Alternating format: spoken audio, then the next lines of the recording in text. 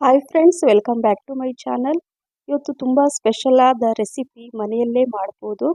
ಬೇಕ್ರಿ ಇಲ್ಲಿ ಮಾಡೋದಕ್ಕಿಂತ ಮನೆಯಲ್ಲೇ ತುಂಬ ಸುಲಭವಾಗಿ ಮನೆಯಲ್ಲೇ ಇರುವಂತಹ ಸಾಮಗ್ರಿಗಳನ್ನು ಯೂಸ್ ಮಾಡಿ ಕೆಲವೊಂದು ಸ್ಕಿಪ್ ಕೂಡ ಮಾಡ್ಬೋದು. ಮನೆಯಲ್ಲಿ ಯಾವುದು ಅವೈಲೇಬಲ್ ಇರುತ್ತೋ ಅದರಿಂದ ನೀವು ಈ ರೀತಿ ಕೇಕನ್ನು ಮಾಡ್ಬೋದು. ತುಂಬ ಸುಲಭವಾಗಿ ಮಾಡ್ಬೋದು. ಬನ್ನಿ ಯಾವ ರೀತಿ ಮಾಡೋದು ಅಂತ ನೋಡೋಣ. ಇಲ್ಲಿ ನಾನು ಆರೆಂಜ್ ಕಿತ್ತಳೆ ಹಣ್ಣಿನ ಜ್ಯೂಸನ್ನು ತೆಗೆದುಬಿಟ್ಟು ಈಗ ಇಟ್ಕೊಂಡಿದ್ದೀನಿ. ಈ ಜ್ಯೂಸಿಂದ ನಾನೀಗ ಯಾವ ರೀತಿ ಈ ಪ್ಲಮ್ ಕೇಕನ್ನು ಮಾಡ್ತಾ ಇದ್ದೀನಿ ಅಂತ ನಿಮಗೆ ತೋರಿಸ್ತೀನಿ.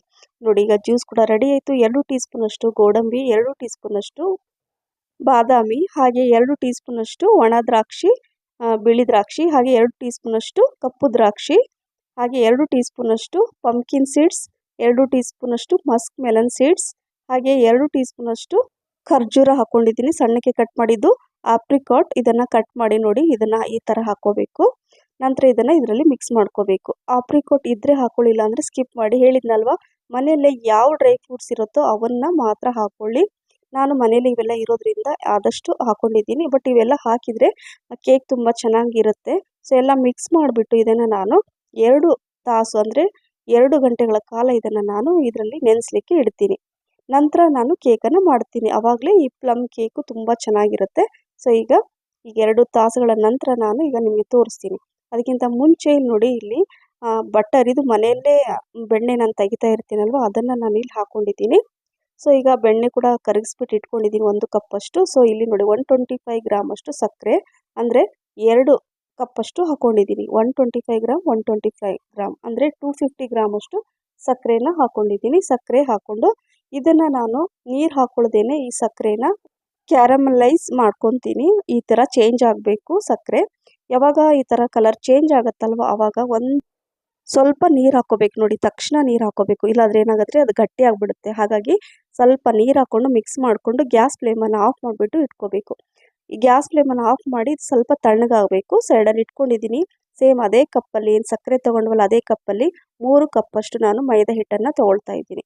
ನೋಡಿ, 3 ಕಪ್ಪು ಮೈದಾ ಹಿಟ್ಟು ಒಂದು ಜರಡಿಯಲ್ಲಿ ಹಾಕ್ಕೊಂಡು ಈಗ ನಾನು ಇಟ್ಕೊಳ್ತಾ ಇದ್ದೀನಿ. ಹಾಗೆ 1 ಟೀ ಸ್ಪೂನಷ್ಟು ಬೇಕಿಂಗ್ ಪೌಡರ್, ಅರ್ಧ ಟೀ ಸ್ಪೂನಷ್ಟು ಬೇಕಿಂಗ್ ಸೋಡಾ, 1/4 ಟೀ ಸ್ಪೂನಷ್ಟು ಜಿಂಜರ್ ಪೌಡರ್, 1/4 ಟೀ ಸ್ಪೂನಷ್ಟು ಚಕ್ಕೆ ಪುಡಿನ ಹಾಕ್ಕೊಂಬಿಟ್ಟು ಈ ಥರ ನೋಡಿ ಸೋಸ್ಕೋಬೇಕು. ಅವಾಗ ಏನಾದರೂ ಗಂಟಿದ್ರೆ ಎಲ್ಲ ಸೈಡಲ್ಲಿ ಅಂದರೆ ಇದು ಬರುತ್ತೆ, ಅಂದರೆ ಕಲಸುವಾಗ ಎಲ್ಲೂ ಗಂಟಾಗಲ್ಲ. ಸೊ ಈ ರೀತಿಯಾಗಿ ನಾನು ಸೋಸ್ಕೊಂಡ್ಬಿಟ್ಟು ಇಟ್ಕೊಳ್ತೀನಿ ಒಂದು ಪಾತ್ರೆಯಲ್ಲಿ. ಈಗ ನೋಡಿ, ಹಿಟ್ಟು ಕೂಡ ಕರೆಕ್ಟಾಗಿ ಸೋಸ್ಕೊಂಡು ಈಗ ಎಲ್ಲ ಮಿಕ್ಸ್ ಮಾಡ್ಕೊಳ್ತೀನಿ.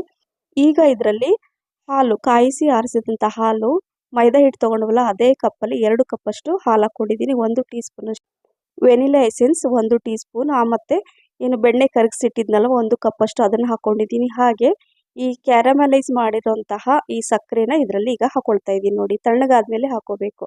ಹಾಕ್ಕೊಂಡು ಸ್ವಲ್ಪ ಚಿಟಿಕೆ ಉಪ್ಪನ್ನು ಹಾಕ್ಕೊಂಡು ಕಲಿಸ್ಕೊಳ್ತಾ ಇದ್ದೀನಿ. ಚೆನ್ನಾಗಿ ಕಲಿಸ್ಕೋಬೇಕು. ಉಳಿದಿರೋಂಥ ಸ್ವಲ್ಪ ಏನು ಬಟರ್, ಮೆಲ್ಟೆಡ್ ಬಟರ್ ಇತ್ತಲ್ವ, ಸೊ ಅದನ್ನು ಹಾಕ್ಕೊಂಡಿದ್ದೀನಿ. ಸೊ ಅಂದರೆ 1 ಕಪ್ಪಷ್ಟು ಇದೆ ಅದು. ಬಟರ್ ನಾನು ಮೆಲ್ಟ್ ಮಾಡಿ ತಣ್ಣಗಾದ್ಮೇಲೆ ಹಾಕ್ಕೋಬೇಕು.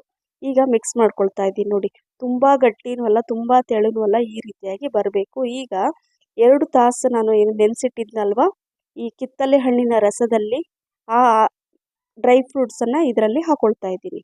ಸೊ ಅದೆಲ್ಲ ಚೆನ್ನಾಗಿ ಹೀರ್ಕೊಂಡಿರುತ್ತೆ ಆ ರಸನ. ಡ್ರೈ ಫ್ರೂಟ್ಸ್ ತುಂಬ ಚೆನ್ನಾಗಿ ರುಚಿ ಬರುತ್ತೆ. ಸೊ ಇದನ್ನು ಮಿಕ್ಸ್ ಮಾಡ್ಕೊಂಡ ನಂತರ ನೋಡಿ, ಇಲ್ಲಿ ನಾನು ಒಂದು ಓವನ್ನು ಪ್ರೀ ಹೀಟ್ ಒಂದು 5 ನಿಮಿಷ ಮಾಡಲಿಕ್ಕೆ ಇಟ್ಟಿದ್ದೆ. ಸೊ ಅದು ಪ್ರೀ ಹೀಟ್ ಆಗ್ತಾ ಇರುತ್ತೆ. ಇಲ್ಲಿ ಒಂದು ಏನಂದರೆ ಕೇಕ್ ಟಿನ್ನಲ್ಲಿ ನಾನು ಸ್ವಲ್ಪ ಬಟರ್ ಹಚ್ಬಿಟ್ಟು ಈಗ ಒಂದು ಬಟರ್ ಪೇಪರ್ ಕೂಡ ಹಾಕ್ಕೊಂಡಿದ್ದೀನಿ. ಅದ್ರ ಮೇಲೆ ಕೂಡ ಸ್ವಲ್ಪ ನಾನು ಬಟರನ್ನು ಸ್ಪ್ರೆಡ್ ಮಾಡಿ ನಂತರ ಅಲ್ಲಿ ಮಿಕ್ಸ್ ಮಾಡಿರುವಂತಹ ಈ ಬ್ಯಾಟರನ್ನು, ಕೇಕ್ ಬ್ಯಾಟರನ್ನು ಇದರಲ್ಲಿ ಹಾಕ್ಕೊಳ್ತಾ ಇದ್ದೀನಿ. ನೋಡಿ, ಈ ಥರ ಹಾಕ್ಕೊಂಡು ಇದನ್ನು ಸ್ವಲ್ಪ ಏನಾದರೂ ಬಬಲ್ಸ್ ಇದ್ದರೆ ಒಳಗಡೆ ಎಲ್ಲ ಅದು ಇದಾಗುತ್ತೆ, ಸ್ವಲ್ಪ ಈ ಥರ ಟ್ಯಾಪ್ ಮಾಡಬೇಕು. ನಂತರ ಇಲ್ಲಿ ಪ್ರೀ ಹೀಟ್ ಆಗಿರುವಂತಹ ಅಲ್ಲಿ ನಾವು ಇಡೋಕ್ಕಿಂತ ಮುಂಚೆ ಇಲ್ಲಿ ನಾನು ತೋರಿಸಿದ್ದೀನಿ ಲಾಸ್ಟಲ್ಲಿ ಸ್ವಲ್ಪ ಹೆಚ್ಚಿರುವಂತಹ ಬಾದಾಮಿ ಮತ್ತು ಗೋಡಂಬಿನ ಈ ಥರ ಹಾಕ್ಕೋಬೇಕು. ಎಷ್ಟಾಗುತ್ತೋ ಅಷ್ಟು ಡ್ರೈ ಫ್ರೂಟ್ಸನ್ನು ಹಾಕ್ಕೊಳ್ಳಿ. ಈ ರೀತಿ ಎಷ್ಟು ಡ್ರೈ ಫ್ರೂಟ್ಸ್ ನಾವು ಮೇಲೆ ಈ ಥರ ಹಾಕ್ಕೊಳ್ತೀವಲ್ವ, ಅದರಿಂದ ನೋಡಲಿಕ್ಕೂ ಚೆನ್ನಾಗಿರುತ್ತೆ, ಹಾಗೆ ರುಚಿ ಕೂಡ ಜಾಸ್ತಿ ಆಗುತ್ತೆ. ಹಾಗೆ ಗೋಡಂಬಿ, ಬಾದಾಮಿ ಹಾಕ್ಕೊಂಡೆ, ದ್ರಾಕ್ಷಿ ಹಾಕ್ಕೊಂಡಿದ್ದೀನಿ. ಹಾಗೆ ಒಣ ದ್ರಾಕ್ಷಿ ಅಂದರೆ ಕಪ್ಪು ದ್ರಾಕ್ಷಿ, ಹಸಿರು ಬೇರೆ 2 ದ್ರಾಕ್ಷಿ ಹಾಕ್ಕೊಂಡಿದ್ದೀನಿ, 2 ಟೈಪ್ ದ್ರಾಕ್ಷಿ. ಹಾಗೆ pumpkin seeds, water melon seeds ಅದನ್ನು ಕೂಡ ಹಾಕ್ಕೊಂಡಿದ್ದೀನಿ.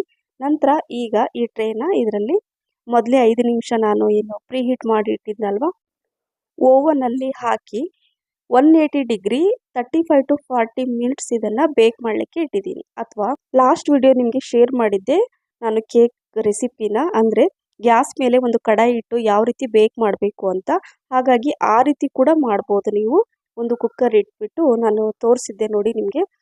ಓವನ್ ಇಲ್ಲ ಅಂದರೆ ನೀವು ಗ್ಯಾಸ್ ಮೇಲೆ ಒಂದು ಕಡಾಯಿ ಅಥವಾ ಕುಕ್ಕರ್ ಇಟ್ಟು ಕೂಡ ಬೇಕ್ ಮಾಡಬಹುದು. ಸೊ ನೋಡಿ, ಈಗ ಇದು ರೆಡಿಯಾಗಿದೆ. ತುಂಬ ಚೆನ್ನಾಗಿ ಬಂದಿದೆ.